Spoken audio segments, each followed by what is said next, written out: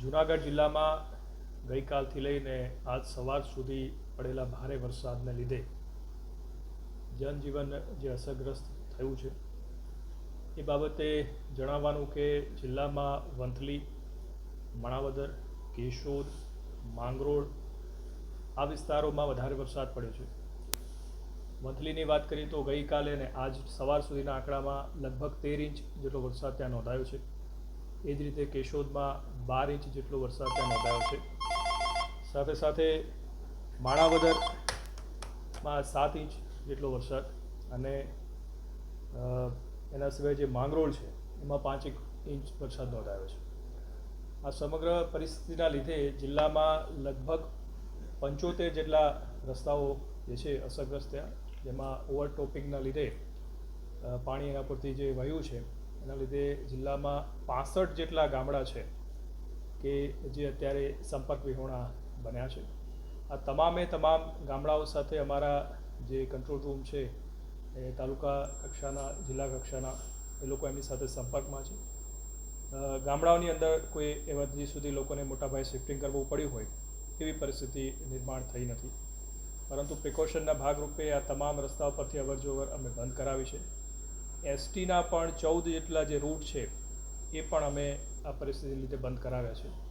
જિલ્લામાં 19 જેટલા ડેમ છે, એમાંથી 9 જેટલા ડેમ છે એ અત્યારે ઓવરફ્લો થયા છે, જેમાંથી 53 જેટલા ગામડાઓને પણ અમે એના નદી કાંઠાના આવતા હોય એને અમે એલર્ટ આપી દીધું છે.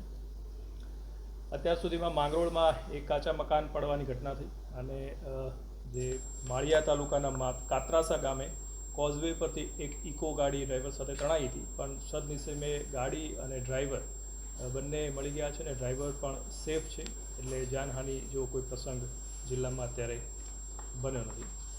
એગ્રી ફીડરની વાત કરીએ તો તાલુકામાં લગભગ 40 જેટલા એગ્રી ફીડર આના લીધે અસરગ્રસ્ત થયા છે અને 3 જેટલા જે છે એ ગામતલના જે જ્યોતિગ્રામ ફીડર છે એ અસરગ્રસ્ત થયા છે અને પીજીવીસીએલની ટીમ સતત એમાં કામ કરી રહી છે.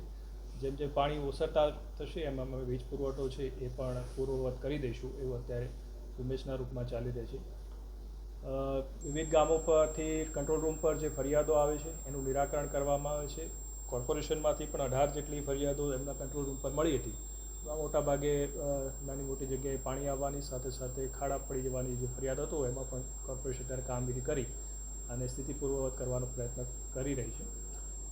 આગામી સમયમાં પણ આજે પણ આપ જોશો તો ઓરેન્જ એલર્ટ છે, એટલે અમે અમારી સમગ્ર ટીમ જે છે અત્યારે એલર્ટ પર છે.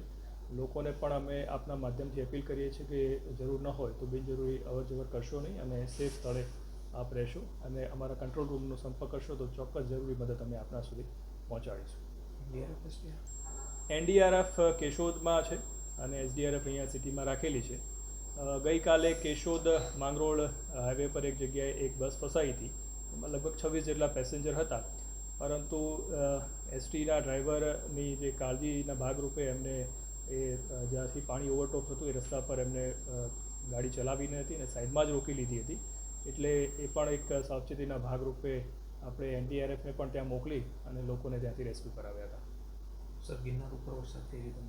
ગિરનાર પર પણ વરસાદ નોંધાઈ રહ્યો છે અને એ આપ જોશો કે કાળવા છે, સોનરખ એમાંથી પણ અત્યારે ફ્લો ચાલી રહ્યો છે, પરંતુ જંગલ વિસ્તારમાં પણ અમે ડીસીએફ બંને સાથે વાત કરી છે, તો જંગલ વિસ્તારમાં પણ કોઈ વન્યજીવોમાં કોઈ નુકસાની થઈ હોય એવા પણ કોઈ રિપોર્ટ અત્યારે નથી.